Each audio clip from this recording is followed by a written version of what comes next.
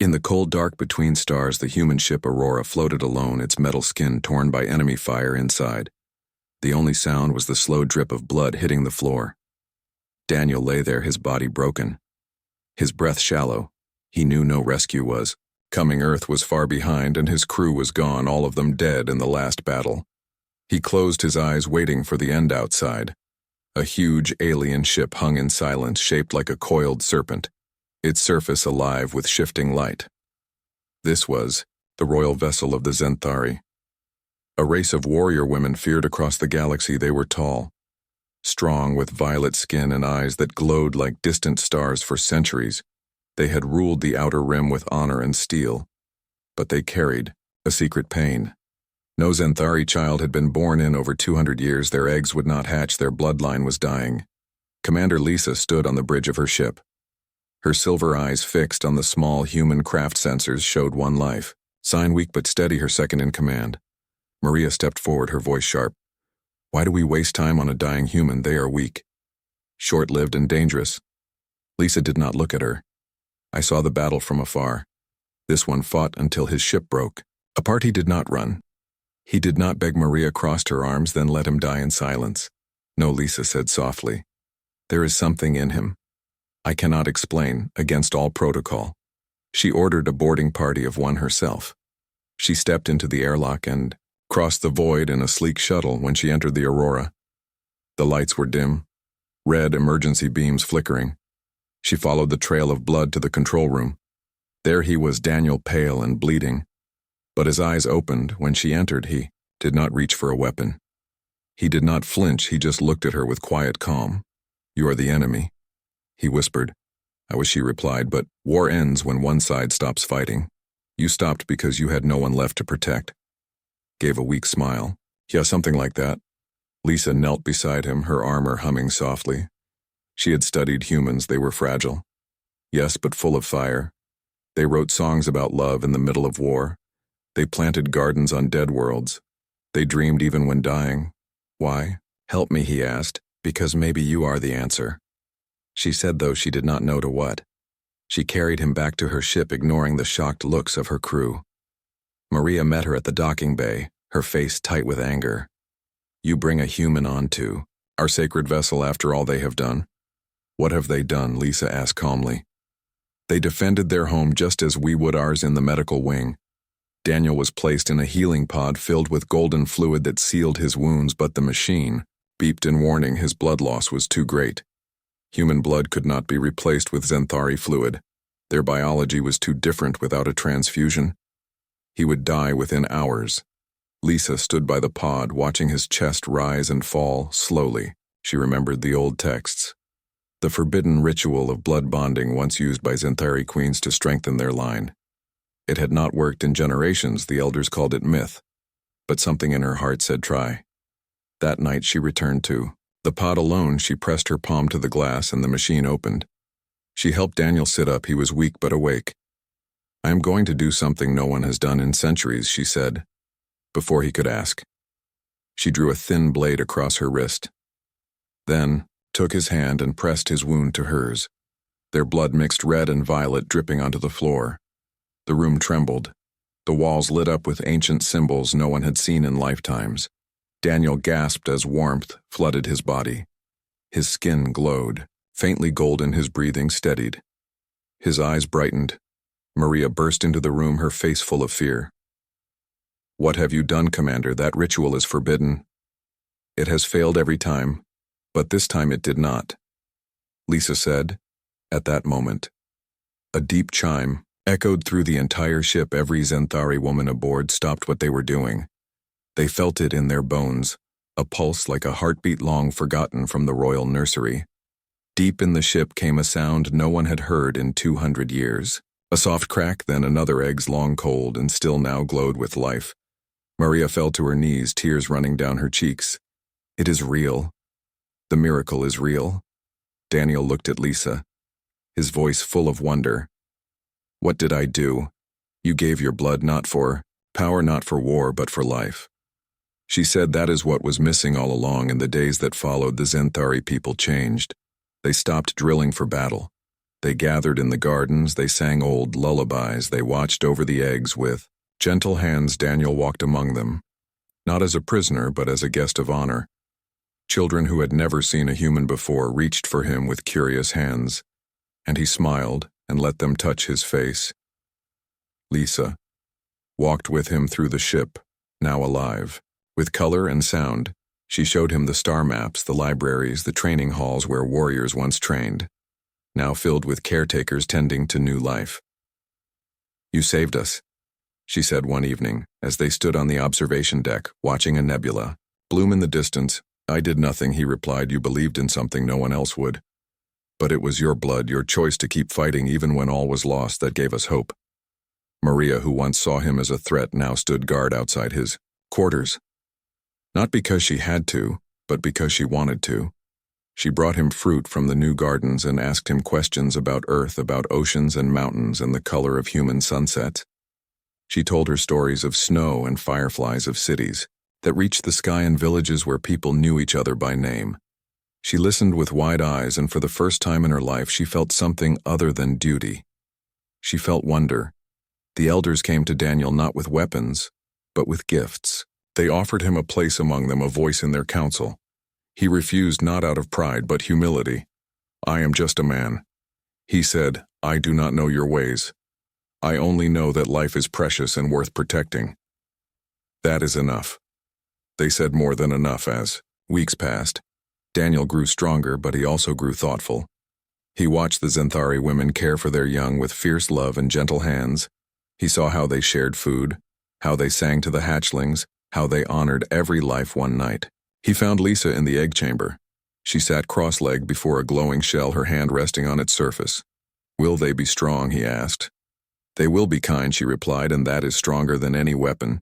He sat beside her, and for a long time they said nothing. Just watched the soft light pulse within the shell. "Do you ever miss your world?" she asked. "Sometimes," he said, "but I think my world is here now." She looked at him, her silver eyes soft. "You have no idea what you have given us." "I think I do," he said. "You gave me a reason to live when I had none." Outside the ship the stars burned cold and endless, but inside there was warmth. There was hope. There was life reborn from the edge of death. And in that moment Daniel knew he had found something greater than survival. He had found purpose. The Zenthari would never be the same again, and neither would he. They sat together in silence as the first hatchling stirred within its shell, ready to greet a universe that had almost forgotten how to hope. Weeks turned into months, and the Zenthari ship bloomed with new life. Tiny hatchlings crawled through the halls, their laughter echoing where silence once ruled. Daniel walked among them, no longer a stranger, but a quiet presence. The children called him Uncle Daniel and followed him like ducklings. He taught them simple human words like skyflower and friend. They tried to mimic his voice, their violet tongues stumbling over earth sounds, and he would laugh a sound that made even the sternest warriors smile. Lisa watched him from afar, her heart full. She had seen him mend broken toys, comfort crying young ones, and sit for hours telling stories of oceans and forests, places none of them had ever seen, but now dreamed of. She knew he missed Earth, but he never spoke of leaving, and that meant more than any oath. One morning a signal came, not from a war fleet but from a small diplomatic vessel. It carried representatives from the Galactic Council. They had heard rumors of the miracle, and came to see for themselves. Lisa met them in the main chamber, her posture proud, her voice calm. "We are not a show," she said, "but if you come in peace, you may witness what hope looks like." The council delegates stepped inside and froze. The halls were alive with color. Vines grew along the walls. Flowers bloomed in recycled air, and Zenthari women held hatchlings in their arms. The delegates had expected a military stronghold, not a nursery. "Where is the human?" one asked. "He is with the young ones," Lisa replied. They found Daniel in the learning garden, sitting cross-legged, surrounded by hatchlings.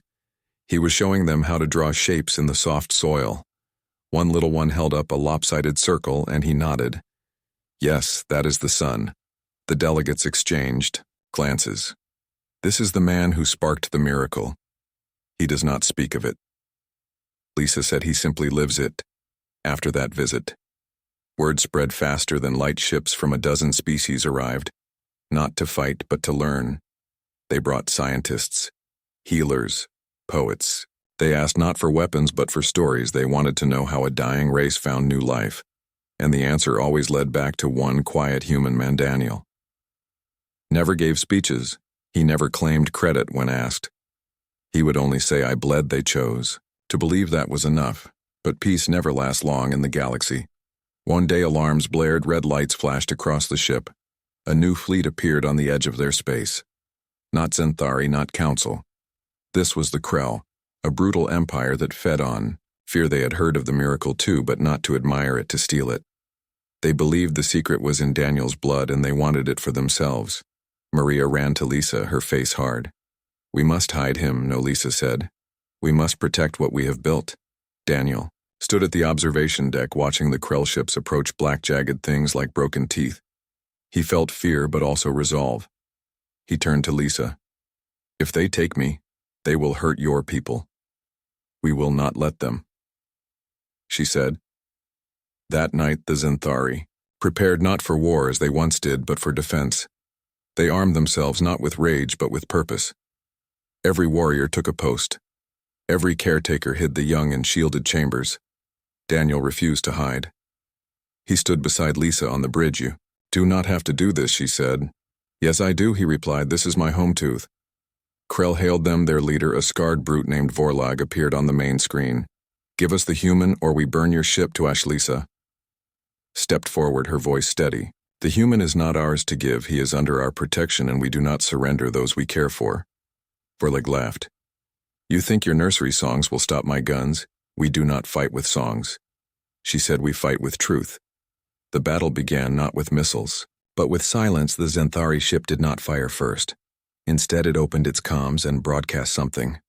No one expected. It played the sounds of the hatchlings laughing, the songs of the caretakers, the gentle hum of life growing. Vorlag's crew faltered. They had spent lifetimes conquering dead worlds. They had forgotten what life sounded like. But Vorlag was not moved.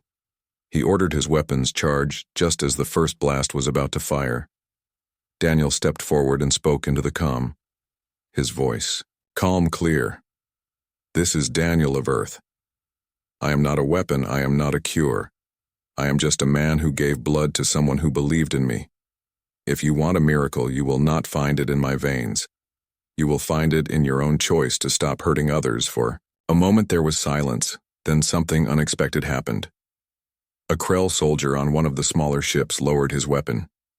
He whispered to his captain, "I have a daughter back home. She is sick. She has not laughed in years." Another voice joined him. "Maybe this is real," Vorlag roared, "traitors." But his own crew began to turn on him, not with violence, but with doubt. They had followed him for power, but now they saw something greater. The Krell fleet broke apart. Some ships fled, others powered down. Their weapons, one even sent a message asking if they could speak to the human. Lisa looked at Daniel in awe. "You did not fight them. You reminded them they were more than monsters." He shook his head.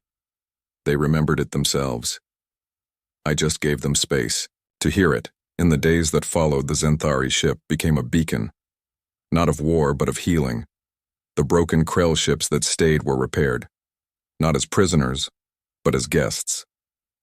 Daniel spoke with their people. He listened to their pain. He shared simple remedies. Earth herbs grown in the Zenthari gardens eased fevers and soothed coughs.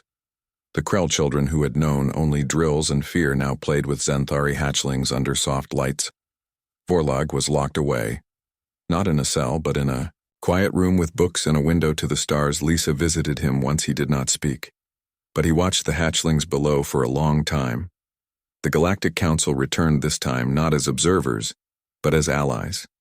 They offered protection, resources, knowledge. They asked Daniel to help build a new kind of alliance, one based not on strength but on care. He agreed, but only if the Zenthari led it. Lisa became the voice of the new alliance, and Daniel, her quiet advisor. They traveled to worlds scarred by war and planted gardens. They sat with elders and listened. They held the hands of the sick and offered comfort, not cures. Years passed. Daniel aged. His hair turned gray. His steps slowed, but his eyes stayed bright. Lisa never left his side. She walked, with him through every star system they visited. She held his hand when he grew tired. She told his stories when his voice grew weak. One evening on a world where twin suns set over purple seas, Daniel sat on a stone bench, Lisa beside him. "Do you regret staying?" she asked. "Not for a single day," he said. "I came here broken. You gave me a reason to heal, and in healing I found something I never had on Earth, a family." She leaned her head on his shoulder, and for a long time they watched the suns dip below, the horizon back on the Zenthari ship. The first generation of hatchlings had grown. They were strong, yes, but also kind. They carried Daniel's lessons in their hearts. They spoke of peace, not as weakness, but as courage. Maria, now a teacher of young warriors, told them the story of the human who bled for their future. She made them promise to protect not just their own, but all life. Daniel never saw himself as a hero, but to the Zenthari, he was the spark that lit a new age. They named their first piece, Garden, after him, and in its center stood a simple stone with one word carved in human and Zenthari script together, hope. And though his time was short, his legacy grew like roots in rich soil, deep, quiet, and strong. The end. The years moved like slow stars across the sky, and Daniel grew older.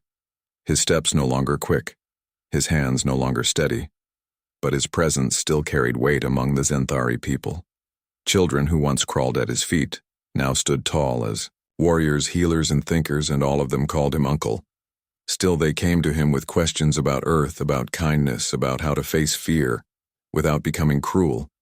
He would listen with patience and answer with simple truth. Lisa remained at his side, her silver eyes never losing their warmth. She had long since stepped down as commander, but her voice still guided the Zenthari council. She spoke often of balance, of strength with gentleness, of power with care, and whenever she did, she would glance at Daniel as if to say, "This is where I learned it." One morning a new signal came, not from a war fleet or a diplomatic ship, but from deep space. A faint repeating pulse, in an old human frequency. Daniel recognized it at once. It was a distress call from a lost colony ship, the last known human vessel outside Earth orbit. It had vanished decades ago, presumed destroyed. His heart ached. He had not heard a human voice in over 20 years. Lisa saw the pain in his eyes, and without asking, she ordered the ship to prepare for travel. Maria, now head of the Peace Guard, questioned the risk, but Lisa simply said, "He gave us everything we owe him." The journey took weeks through quiet space and swirling nebulae. Daniel spent most of it on the observation deck, staring at the stars, wondering if any of his own kind still lived, if they would even recognize him. When they found the ship, it was half buried in an asteroid field. Its hull cracked, but life signs flickered inside. A small group of humans barely alive. Their ship had failed long ago. They had survived on recycled air and hope. Daniel boarded alone, his old body moving slowly but with purpose. The humans inside were weak, pale, and frightened. They raised broken tools as weapons until they saw his face. "You are human," one whispered. "I was," he said softly. They cried then, not from fear but from relief. They had thought they were the last. Daniel brought them back to the Zenthari ship, not as refugees but as guests. The Zenthari welcomed them with food, clean quarters, and gentle care. The humans were shocked. They had heard stories of the Zenthari as merciless warriors, not as caretakers.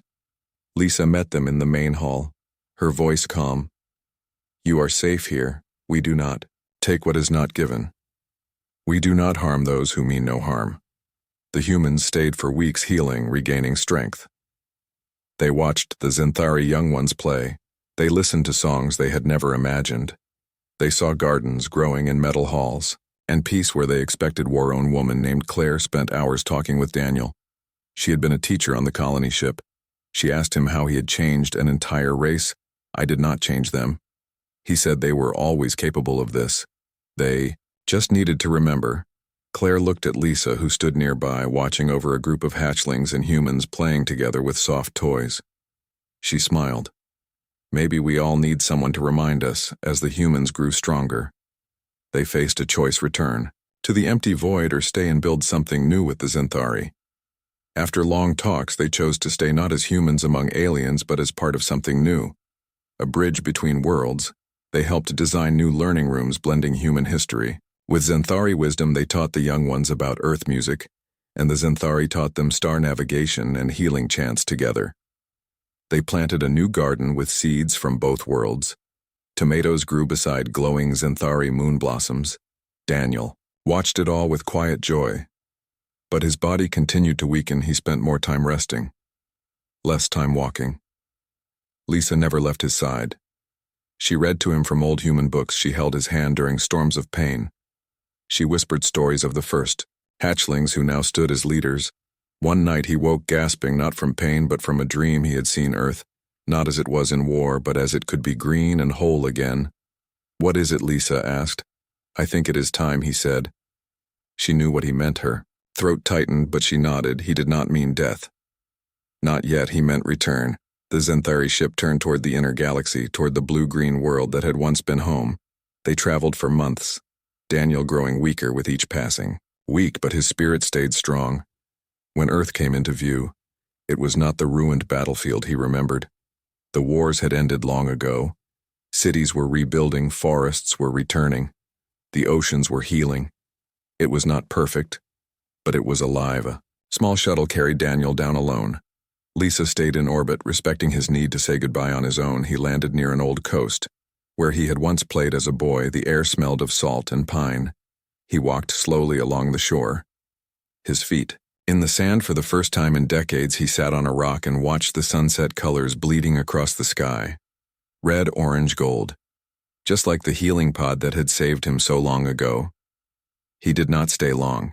He knew his place was no longer here. Back on the ship, the humans who had come with him chose to remain on Earth to help rebuild.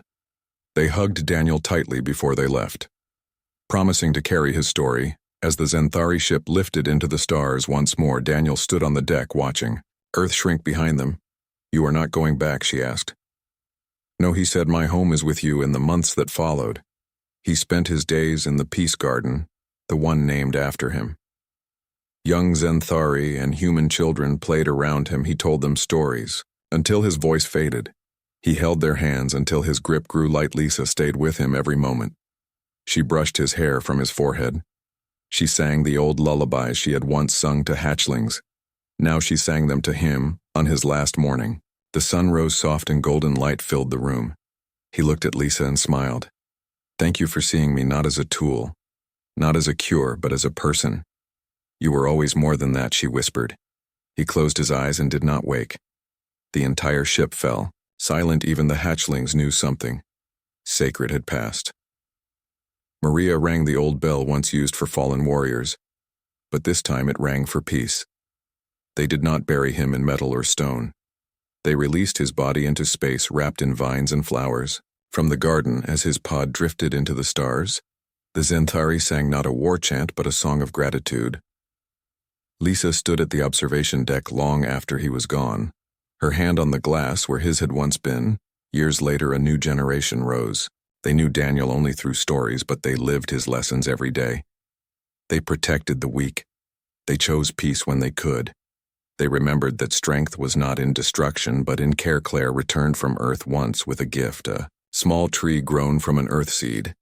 She planted it in the Peace Garden beside the stone that read, Hope. Lisa placed her hand on the bark and felt the pulse of life beneath it. "He would have liked this," she said, and somewhere in the quiet between stars, Daniel smiled. Decades passed and the Peace Garden grew tall, its branches heavy with fruit from Earth and flowers from Zenthari vines. The stone with the word hope stood at its center, worn smooth by countless hands that touched it in quiet thanks. Daniel was gone, but his name lived in every act of kindness, every choice to listen before striking, every child who shared their food without being asked. Lisa, now older, her silver hair long and her steps slower, still walked the halls of the ship. She no longer ruled, but her voice carried weight when she spoke of the old days. The young ones gathered close, eager to hear about the human who gave his blood and changed everything. Maria led the Peace Guard, now a force not of warriors, but of protectors. They traveled to troubled worlds not to fight but to heal. They carried seeds, not weapons, and songs, not threats. They taught others what Daniel had shown them, that true strength lies in lifting others upon. Day, a new signal came, not from a lost ship Or a war fleet, but from the edge of known space, a faint echo in a language no one recognized.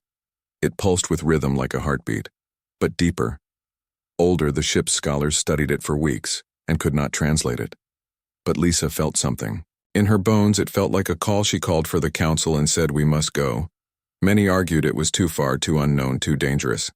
But Lisa looked at the young ones playing in the garden and said, "If we do not answer calls for help, who will?" The ship turned toward the unknown, its engines humming softly.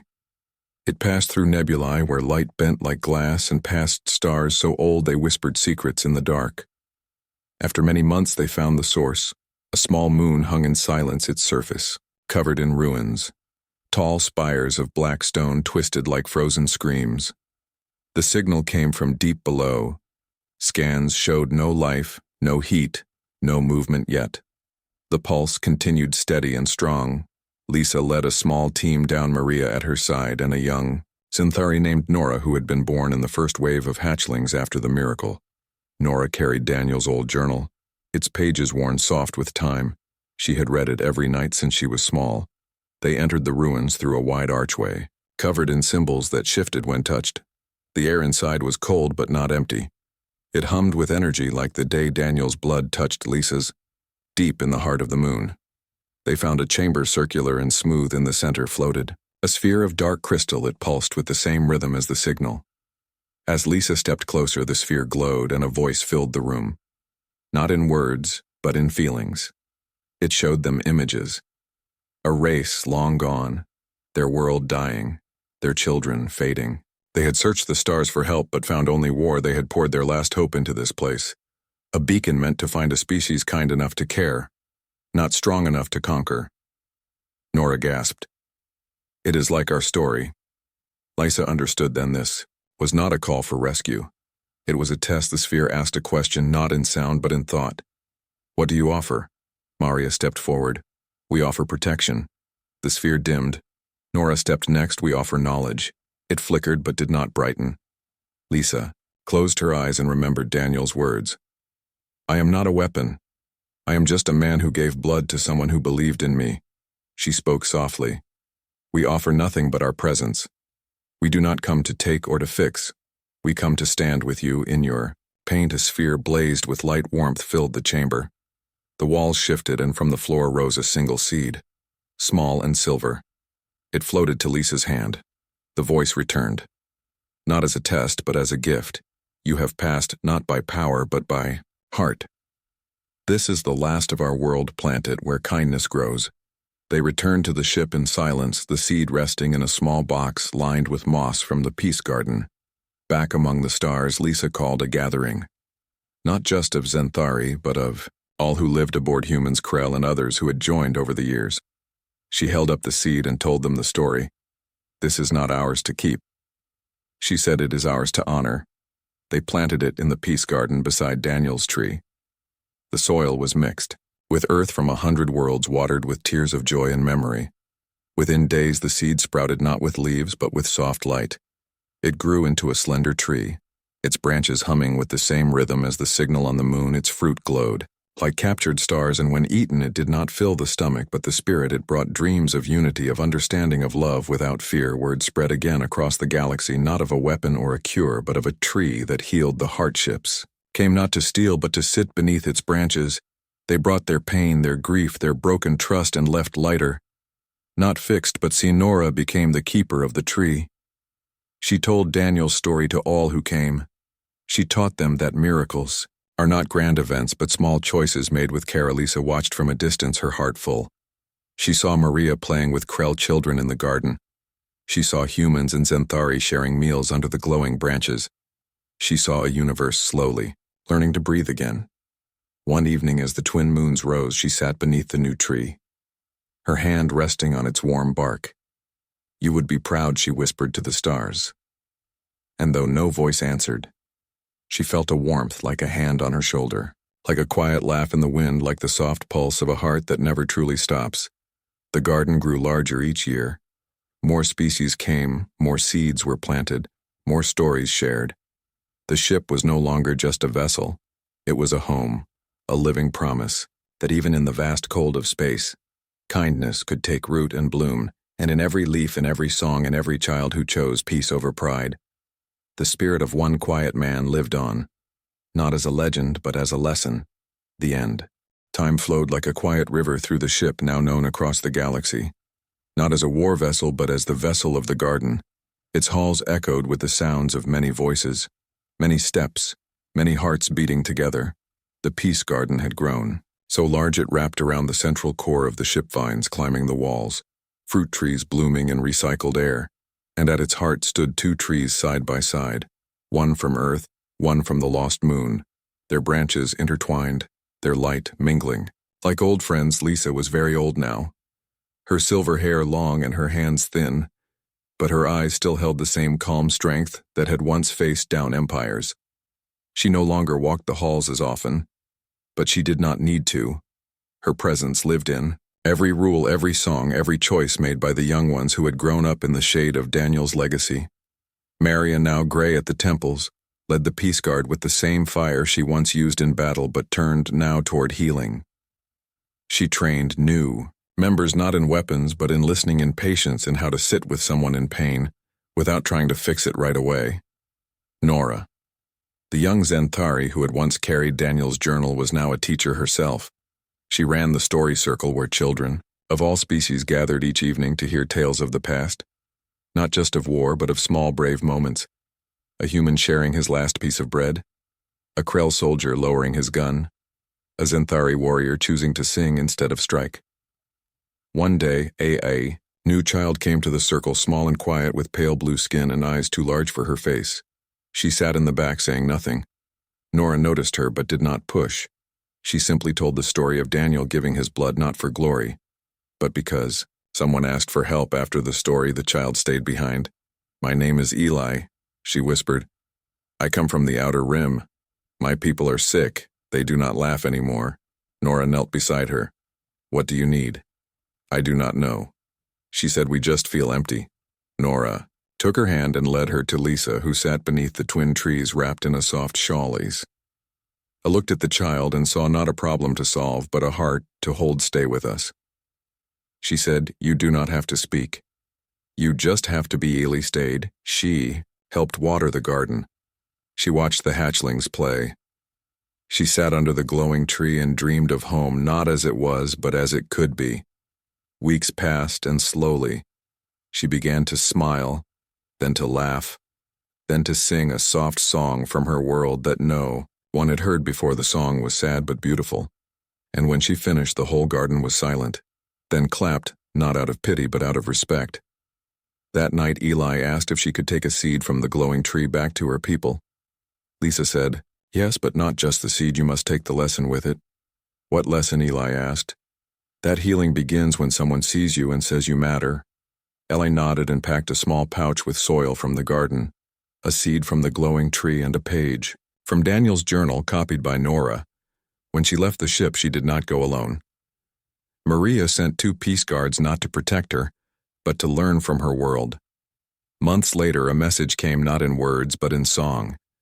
It was Elise's voice singing with many others. The sickness had not vanished, but the people had remembered how to care for each other. They planted the seed in the center of their village and sat beneath it every evening, sharing stories just like in the garden. This became the way of things now, not conquest, not trade, but connection.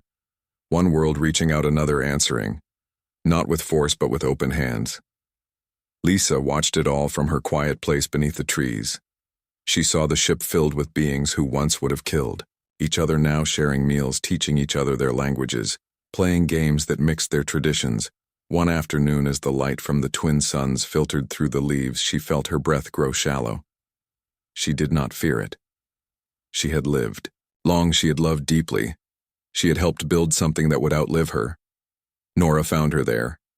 Her eyes closed, but her lips curved in a smile. "Is it time?" Nora asked softly. Lisa opened her eyes one last time. "Yes," she said. "Tell them I saw it groan." Nora held her hand until the breath left her body gently, like a leaf falling from a tree. The ship did not sound alarms. It did not dim its lights in mourning. Instead, it played music. The first song Daniel had ever taught them, a simple human lullaby. Soft and slow they wrapped Lisa in vines from the garden and placed her beneath the twin trees. Not in a tomb, but in the soil where life returns to life. Maria stood guard one last time, her face wet with tears but her back straight. She whispered, "Old warrior," words then added something new. "Thank you for showing us how to live in the days that followed." The garden bloomed brighter than ever, as if the trees themselves mourned and celebrated at once. Nora became the new voice of the ship. Not as a ruler, but as a guide. She told Lisa's story alongside Daniel's, not as myths but as maps for living. Ellie returned 1 year later, not alone but with others from her world. They brought seeds from their home and planted them in the garden. They stayed to learn, then left to teach. The ship continued its journey, not toward war, not toward power, but toward wherever kindness was needed. It passed through systems where fear ruled and left behind songs where silence ruled, and left behind laughter where hate ruled, and left behind shared meals. And always at its heart was the garden, a living promise that even in the darkest corners of space, a single act of care can grow into a forest of hope. Children born on the ship never knew a world without the garden. They learned to read by tracing letters in the soil. They learned math by counting fruit. They learned history by listening to the old ones tell how one human and one Zenthari chose to trust when everything said not to. The galaxy changed slowly, not with explosions but with whispers, with hands held with seeds planted, with stories told under starlight. And though Daniel and Lisa were gone, their choices lived on in every branch, every leaf, every heart that chose to believe in something better. The end.